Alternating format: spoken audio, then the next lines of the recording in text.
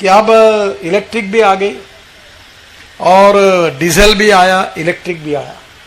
अभी डीजल और पेट्रोल में 10 kilometre 20 rupees per kilometre cost आ रही, डीजल पर 7 रुपए पर किलोमीटर आ रही और इलेक्ट्रिक पर 1 रुपए पर किलोमीटर आ रही। और मेरे हिसाब से आगे इथेनॉल की बात भी मैं बताऊंगा आपको। तो अब इलेक्ट्रिक व्हीकल अब काफी सेल बढ़ रहा है, अब अभी ये दौड़ने वाला है और ये निश्चित रूप से यशस्वी हुआ है। 30% for private cars, 70% for commercial vehicles, 40% for buses and 80% for 2 and 3 wheelers by 2030, ऐसा हमने तय किया है। तो इलेक्ट्रिक आना ही है अभी, और उसमें मैं लगातार जब रिव्यू करता हूं तो मुझे कॉन्फिडेंस 2 साल में सब इलेक्ट्रिक हो जाएगा। मैंने इलेक्ट्रिक कार वापरना शुरू किया नागपुर में, तो पहले वो मशीन उसने बिल्डिंग के मीटर को लगा दी, तो मुझे 7-8 महीने पैसे नहीं आए, फुकट में चली। बाद में पता चला कि वो जो चार्जिंग स्टेशन है वहां उसने वहां प्लग घुसाया करके, तो कोई पैसा नहीं उसका, और वो भी सोलर एनर्जी पे आएगा तो और कॉस्ट कम हो जाएगी। तो पहली बात तो ऐसी है कि 100% अब बसेस आ गई, पुणे में आ गई, मुंबई में आ गई। एक बेस की बस जो चलती है उसके कॉस्ट पर किलोमीटर डीजल में मुंबई में 115 रुपए पर किलोमीटर है, और एक इथेनॉल की बस जब मैंने नागपुर में इथेनॉल 100% बस चालू की थी उसकी कॉस्ट 78 रुपये आई थी। और अभी जो इलेक्ट्रिक बस आ रही है पुणे में और मुंबई में उसकी कॉस्ट 40 से 50 रुपए पर किलोमीटर है। तो बस की कैपिटल कॉस्ट ज्यादा है, पर कॉस्ट कम होने के कारण अब वो इकोनॉमिकली डीजल से भी फायदे में है। केवल अब स्कीम में अगर वो बड़े प्रमाण पे जाएगी तो कन्वर्ट हो जाएगी। तो स्वाभाविक रूप से मुझे लगता है कि इसमें भी आपको भारत सरकार की ओर से हमने जो योजनाएं की है उसमें निश्चित रूप से फायदा होगा।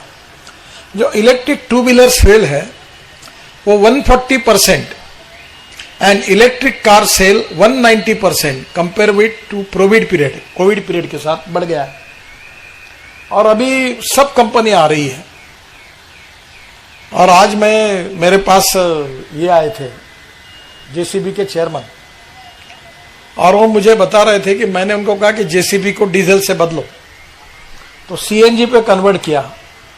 तो उन्होंने कहा कि हमारा एक्सपोर्ट 3000 करोड़ का है सर, बिकॉज ऑफ यू हम रशिया को पूरा सीएनजी बेस जेसीबी बेच रहे हैं, हमारा एक्सपोर्ट बढ़ गया और हम बहुत खुश हैं और अब 100% सीएनजी पर जाएंगे।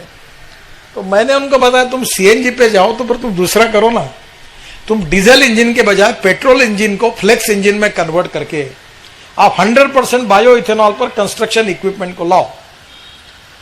तो मैं अभी इनॉग्रेशन करने के लिए बंगलोर जाने वाला हूँ कंस्ट्रक्शन इक्विपमेंट मशीनरी का, और लगभग मैंने उनको कहा ये करोगे तो आता हो, नहीं तो नहीं आता।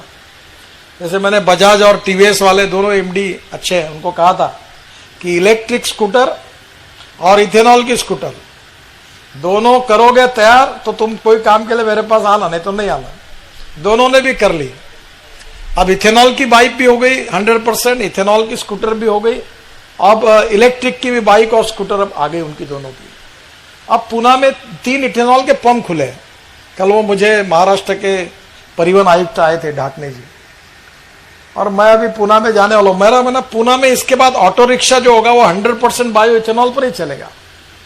अब इथेनॉल पंप को भी परमिशन दिए भारत सरकार ने, और वही तरुण कपूर जी के साथ मेरी बातचीत हो गई। अब पेट्रोल, इंडियन ऑयल और सब कंपनियों को भी वो ऑर्डर दे रहे कि भाई तुम इथेनॉल के पंप शुरू करो 100%। अब आने वाले समय में निश्चित रूप से इथेनॉल के खूब रिक्वायरमेंट है, उसमें कोई कमी नहीं। अभी 465 करोड़ लीटर इथेनॉल देश में मिलता है, तो 5% का ऐड हो रहा है। जब 20-22% तक जाने का है तो ये रिक्वायरमेंट आराम से 2500 करोड़ लीटर तो यही होगी। और मैं 6 महीने के अंदर फ्लेक्स इंजन मैंडेटरी कर रहा हूं, मेरे हाथ में है, और मैंने प्रेम से भी कहा और डंडा भी लगाऊंगा नहीं। तो मैंने उनको बता दिया कि ये, और आज मुझे बताते हुए खुशी हो रही कि विक्रम किर्लोस्कर टोयोटो के चेयरमैन मेरे पास परसों नागपुर आए थे, और उन्होंने मुझे कहा कि we are ready with Euro 6 emission norms on flex engine, either you can use 100% petrol और 100% इथेनॉल, आप बोलो हम लॉन्च करने के लिए तैयार है। तो ये 15-20% की बातें नहीं, 100% आई। तो ये 100% यूज होगा तो फिर काय के लिए कोटा निश्चित करो, जिसको आना डालने दो इथेनॉल, कोई प्रॉब्लम नहीं है, जितना बनाएंगे उतनी रिक्वायरमेंट है। और इसलिए आने वाले समय में ग्रीन एनर्जी मुझे लगता है कि बहुत बड़ी होगी। अभी 81% लिथियम आयन बैटरी हमने देश में बना ली है, और IITs, इसरो, DRDO ये एल्यूमिनियम आयन, जिंक आयन और सोडियम आयन बैटरी की टेक्नोलॉजी पर लगभग अंतिम स्टेप पर है। तो मुझे नहीं लगता कि इसमें बहुत बड़े चैलेंजेस है, तो निश्चित रूप से इसका फायदा होगा। जो स्क्रैपिंग पॉलिसी हमने लाई है वो ईवी सेल को भी बूस्ट करेगा, चीप कंपोनेंट्स होंगे और 25 to 30% कॉस्ट ऑफ रिडक्शन कम होगा। हम एल्यूमिनियम इंपोर्ट कर रहे हैं, कॉपर इंपोर्ट कर रहे हैं, अब हमारे यहाँ प्लास्टिक भी कुछ प्रमाण में बाहर आता है। तो ये जो पूरा मैंने सब, जब शिपिंग मंत्री था तो मैंने 18 मीटर ड्राफ्ट कर दिया है। तो मैं अब ये कहने कि मैंने बीच में इन्वायरमेंट वालों को टायर इंपोर्ट बंदी करी, मैंने मत करो। हिंदुस्तान की प्रगति अगर कोई बात में है तो दुनिया का जितना वेस्ट है उतना देश में आने दो।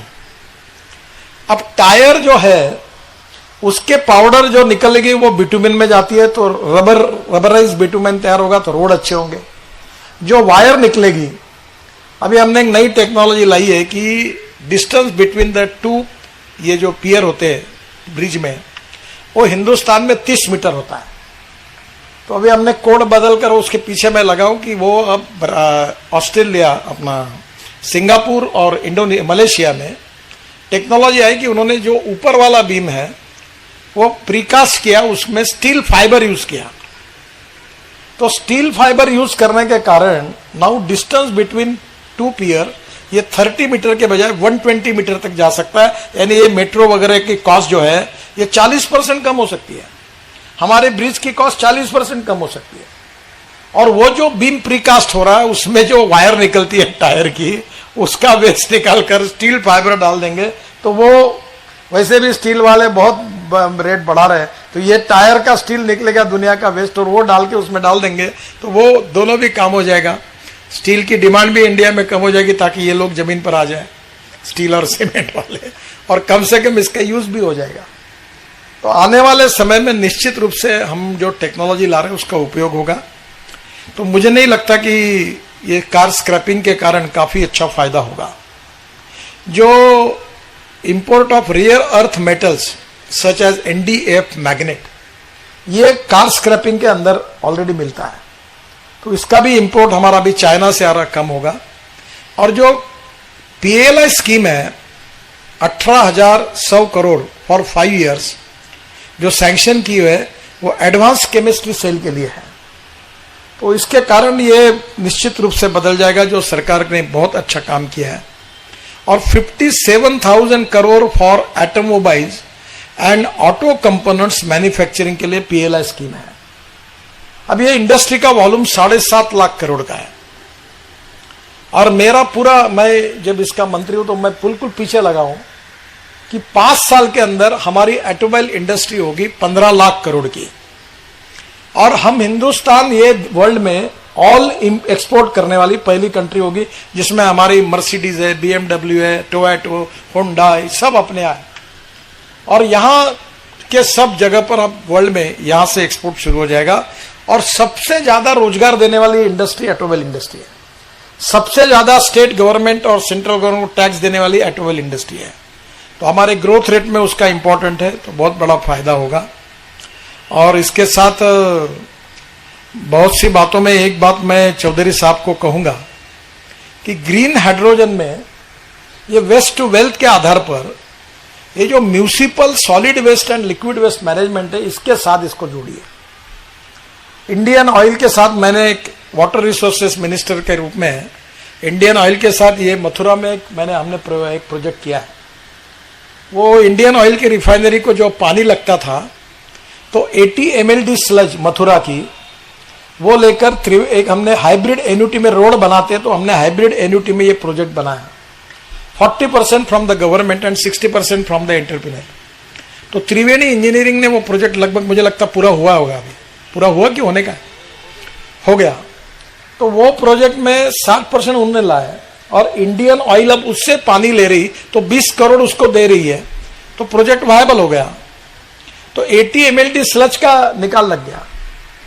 तो आज मुझे लगता है कि ग्रीन हाइड्रोजन सुवेज वाटर से और सॉलिड वेस्ट में ऑर्गेनिक वेस्ट को निकालकर उसको मिथेन में कन्वर्ट करके वो बायो LNG बनाने के बजाय अगर ग्रीन हाइड्रोजन होता है, देखो that I don't know whether which is economically viable, क्योंकि proven technology with economic viability is important. News 24 public live channel को सब्सक्राइब, लाइक और शेयर